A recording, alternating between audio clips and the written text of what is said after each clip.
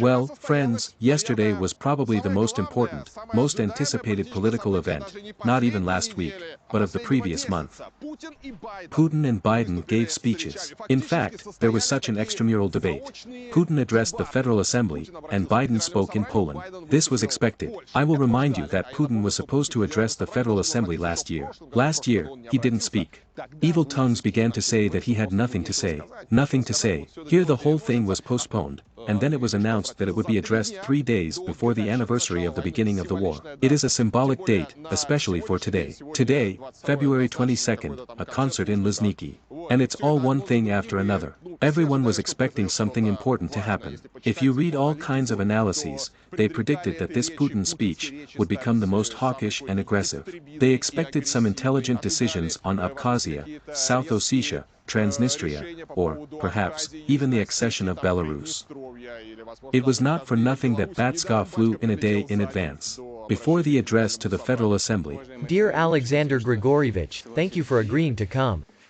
Well, as if I could disagree. Well, we're all busy people. In general, many things were expected of it. The same was expected of Biden. Biden spoke in Poland, where he came from Kiev. In Kiev, Biden arrives the day before Putin. This is a kind of a slap in the face, a challenge to Putin, to show him, look, I came to Kiev, and you haven't even been to the front lines all year. Not even once, as Zelensky did, but not to visit the same Donetsk or Lugansk. Yes, it's not safe. Donetsk is being shelled, but Kiev is also being shelled. It's kind of a very, again, symbolic story. And so, Putin and Biden gave speeches. Everyone has been waiting for this for a long time. Today let's discuss what they had to say that was interesting.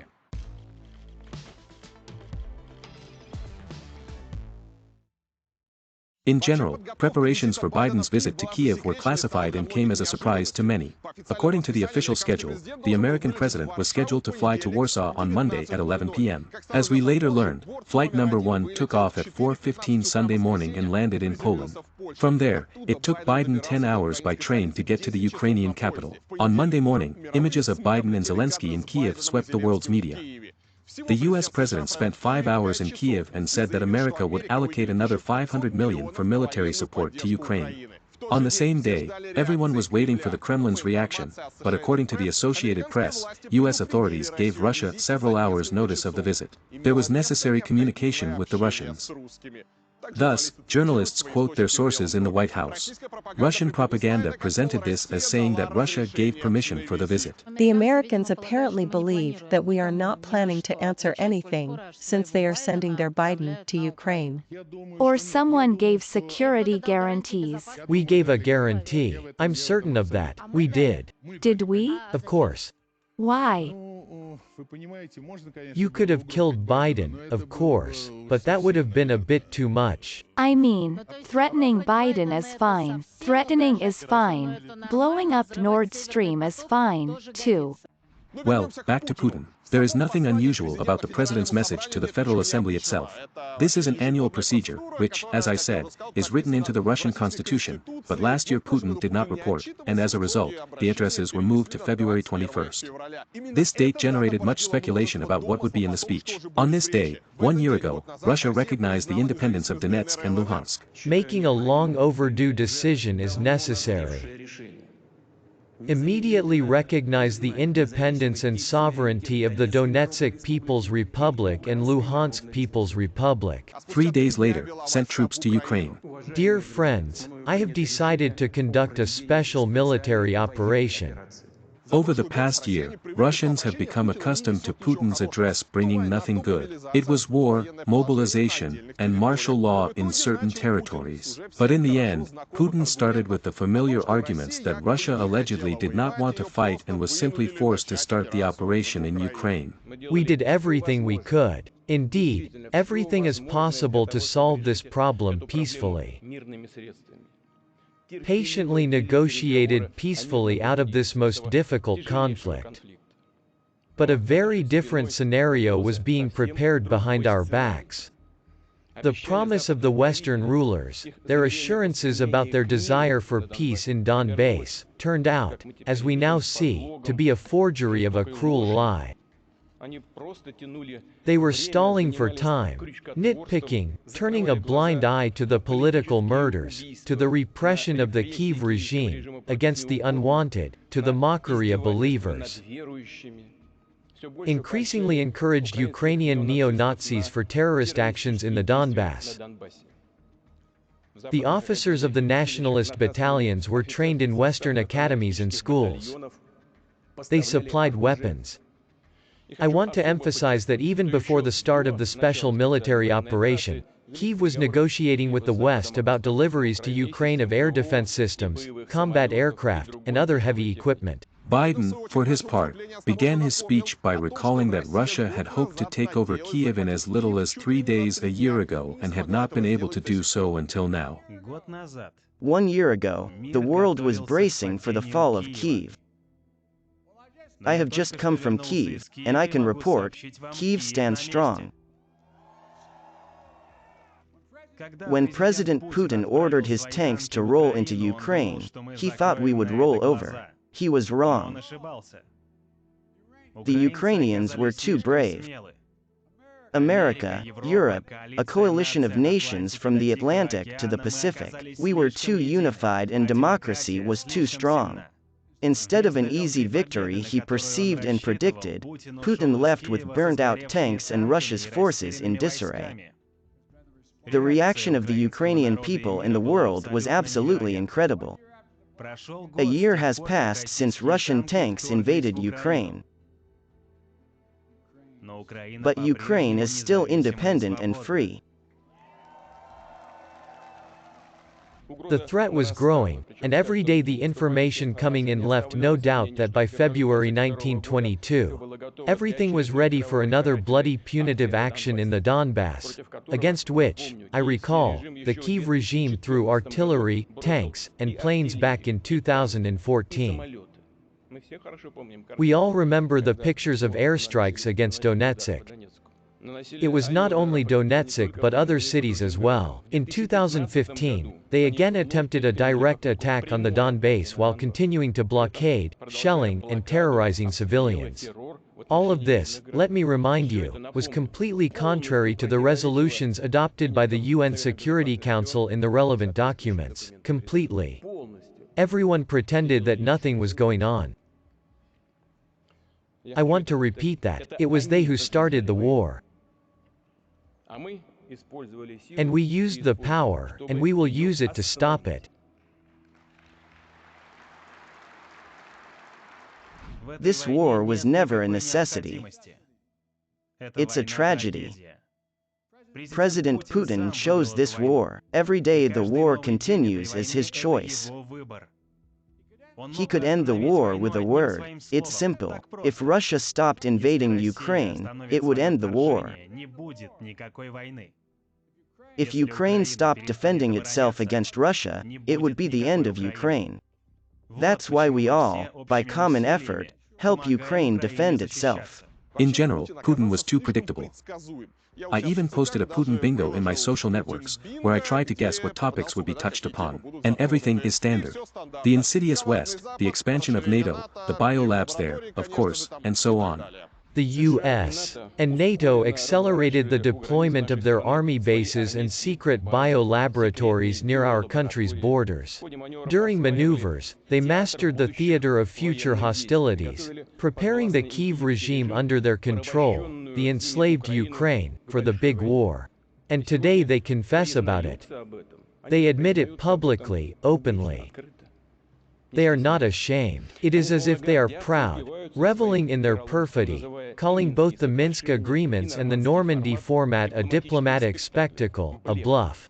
It turns out that all the time when Donbass was burning, when blood was shed, when Russia sincerely, and I want to emphasize this, sincerely, sought a peaceful solution, they were playing on people's lives, playing, in fact, as they say in some circles, with marked cards. This is the expansion of NATO to our borders, the creation of new positioning areas for missile defense in Europe and Asia.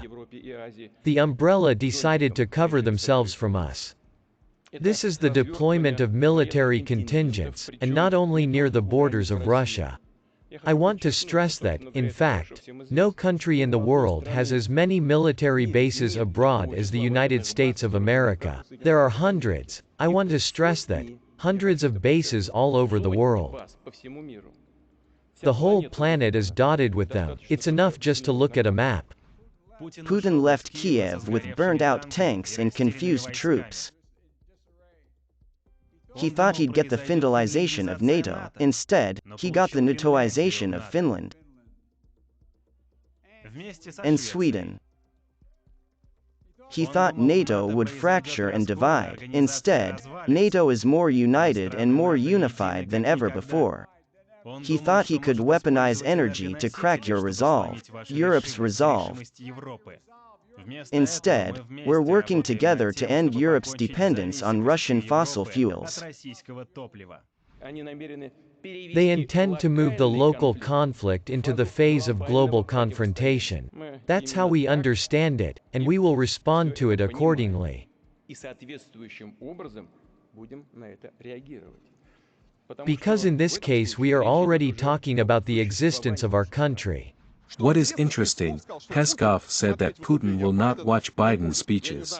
I don't know if Putin ended up watching Biden's speeches, but the American president seems to have been told about some of Putin's statements, so he addressed the Russians separately in his speech. In October, 143 UN nations condemned Russia's illegal annexation. Only four in the entire UN voted with Russia, 4. So, tonight, I speak once more to the people of Russia. The United States and the nations of Europe do not seek to control or destroy Russia. The West was not plotting to attack Russia, as Putin said today. And millions of Russian citizens who only want to live in peace with their neighbors are not the enemy. Putin once again said in anger that the West did not want to listen to him. I remembered that in December 1991, Russia wanted to sign a security assurance agreement with the US and NATO, but was refused. The concept of honor, trust, decency. Not for them. In centuries of colonialism, dictatorship, and hegemony, they are used to being allowed everything, used to not giving a damn about the world. It turned out that they treat the people of their own countries in the same disdainful, godlike way. They, too, were cynically deceived by fables, about the search for peace, about adherence to the UN Security Council resolutions on Donbass. Western elites have become a symbol of total, evil lies. Autocrats understand one word: no. No and no. No, you will not take over my country. No, you will not take away my freedom. No, you will not take away my future. Biden talked a lot about freedom, contrasting Russia and the rest of the world. A dictator bent on rebuilding an empire will never be able to erase the people's love of liberty. Brutality will never grind down the will of the free. And Ukraine will never be a victory for Russia. Never. For free people refuse to live in a world of hopelessness and darkness.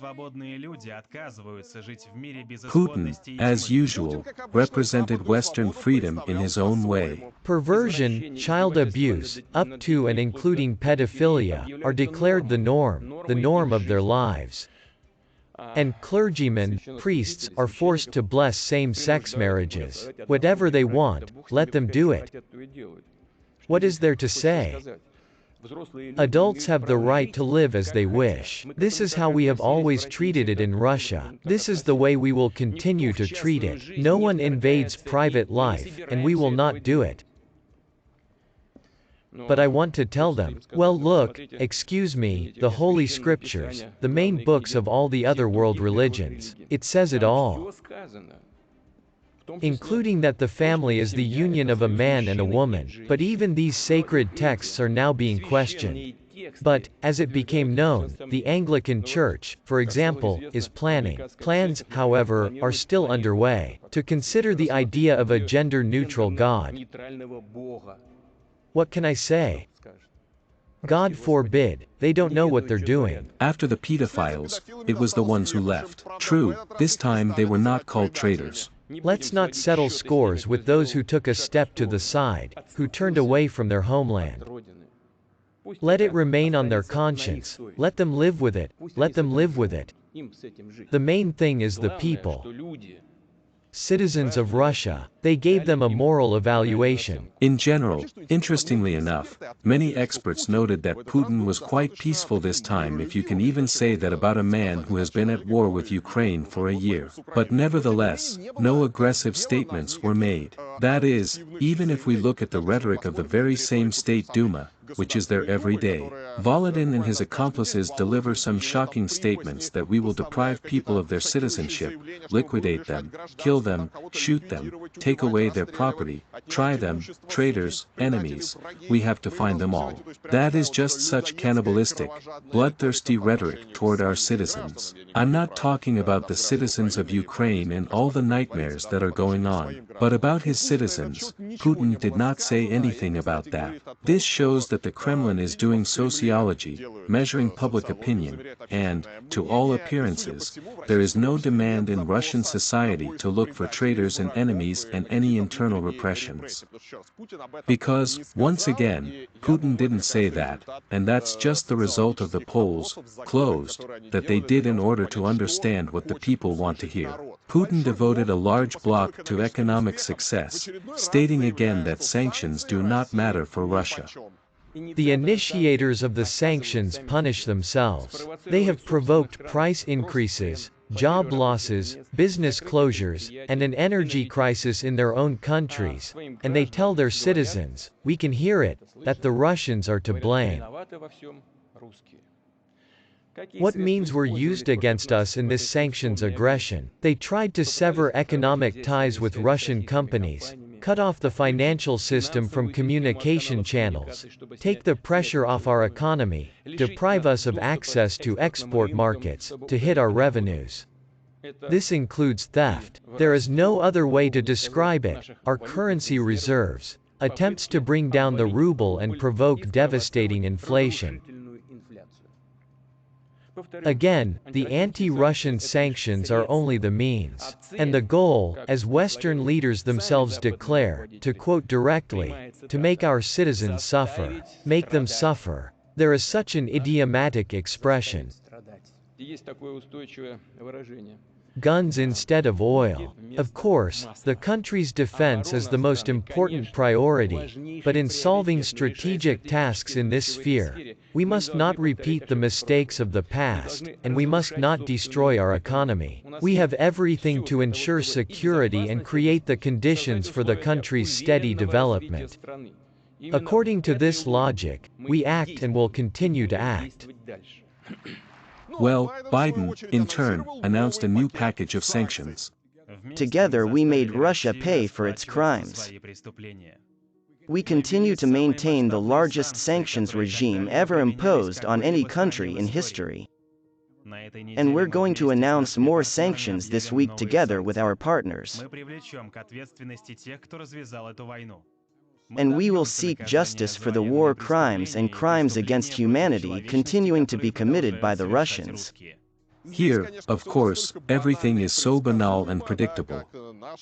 Just as our politicians say that sanctions do not matter to us, so Biden or the Europeans say that we will introduce a new package. Although, it would seem, all the serious sanctions that could be introduced have already been introduced a long time ago, and they do not know what to scrape together. Well, what other sanctions can be introduced in a year, when everything that could be tightened on has been tightened already?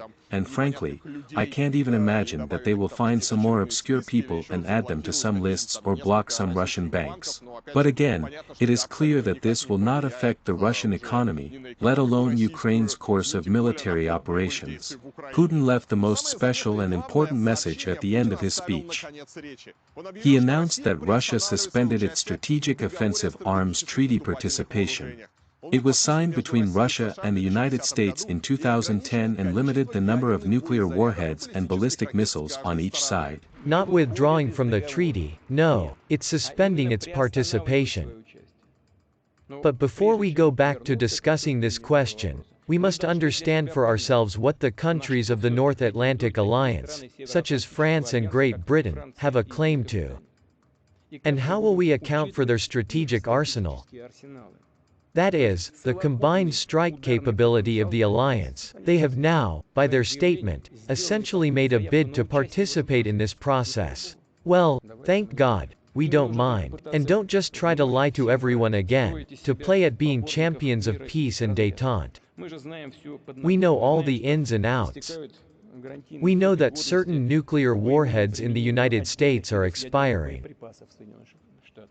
And in this connection, some people in Washington, as we know for a fact, are already thinking about the possibility of real-life testing of their nuclear weapons. This includes the fact that the United States is developing new types of nuclear warheads. There is such information. In this situation, the Russian Ministry of Defense and Rosatom must ensure readiness to test Russian nuclear weapons. Of course, we won't be the first to do it, but if the US tests it, we will. Biden did not comment on this statement but also issued a warning. And every member of NATO knows it, and Russia knows it as well. An attack against one is an attack against all. It's a sacred oath to defend every inch of NATO territory. Here again, this is nothing new because, as we know, both Putin and other officials have shaken the nuclear batting club without a problem throughout the year. So I don't think these new hints that we're about to start testing something or withdrawing from some agreement will scare anyone. Everyone who wanted to be scared was already scared a long time ago, and nothing new has been said. The American president's speech ended with a common picture of Polish and Ukrainian children. Putin's communication with the people is to be held today. He is expected to perform at a patriotic concert in Luzhniki. Public sector workers and students were summoned there all week, and yesterday military equipment was brought in. That's how the two presidents virtually confronted each other. What can you say? Of course, there was no competition to see who was the winner. Each president spoke to their audience. Biden was talking to an American audience, and you can see it in the picture. A man in the street, lots of people, all waving flags. Children, again, of course, all super politically correct, all represented, all super inclusive. That is a classic American picture, like any American rally. Putin spoke at the Gostiny Dvor, among officials. Again, such a clear, standard picture is close to the Russian voter's heart. I'm sure the propaganda there will be cutting Putin up into quotes there for another month and saying, look how wise the great speech is. But the worst thing in this whole story is that there is nothing to say to Biden or Putin. We see no way out. We have been waiting for some way out of the nightmare that started a year ago. That Biden would propose it, or that Putin would suggest it, and we would see at least some steps, at least some direction to the settlement, to the resolution of this disaster unfolding before our eyes. But no, we see all these empty phrases that we have heard many times before, we see all the same turns and arguments. We don't see anything new. And pay attention. If a year ago Putin was declaring at least some goals, remember, this famous demilitarization, denazification. That's the rest of it. Today we do not even see any goals. A war without an end, a long war, a senseless war, because no one explains to us the meaning of this war. Just as no one explains the way out of this nightmare. Someone, after listening to Putin's speech and listening to Biden's speech, exhaled and said thank you that nothing happened. Thank you for not starting a nuclear war. Thank you that there's no escalation there. At least there's some stability. I don't think that's a good thing, because the stability that we have now is the grief of thousands of people. It's the millions of refugees, it's the destroyed cities, it's the ongoing bombing, and it's the lack of any light at the end of the tunnel. It's the light we've been waiting for. There is no light. There is emptiness and darkness, and it looks like it's all going to last.